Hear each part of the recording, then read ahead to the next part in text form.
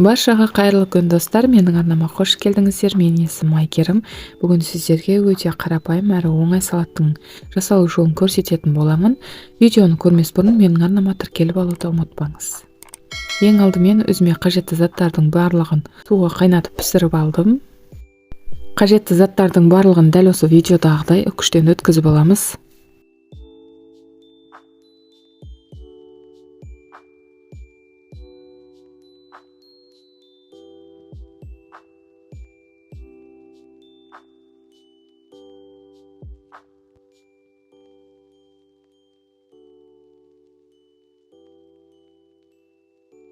Бізге қажетті заттар осылар.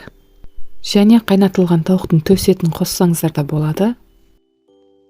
Енді барлығын тарелкаға жинаймыз. Егер де бұндай кальцоларыңыз жоқ болса, кәдімгі майонездің болмаса, қаймақтың сыртын осылай кесіп, сол арқылы жинасаңыздар болады. Енді үкіштен өткізілген заттардың барлығын дәл осылай видеодағыдай салып отырамыз.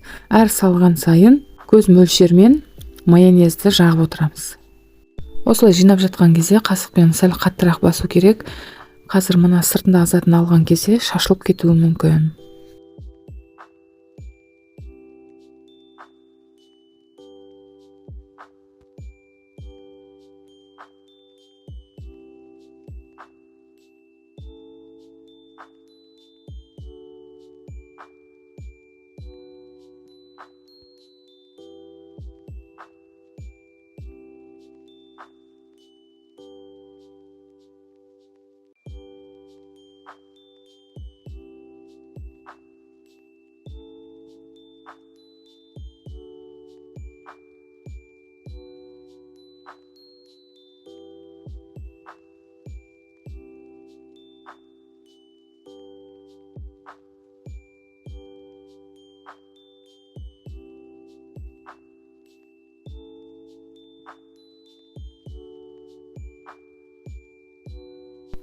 Енді әдемі көріну үшін бетіне сырды себеміз үкіштен өткізіп.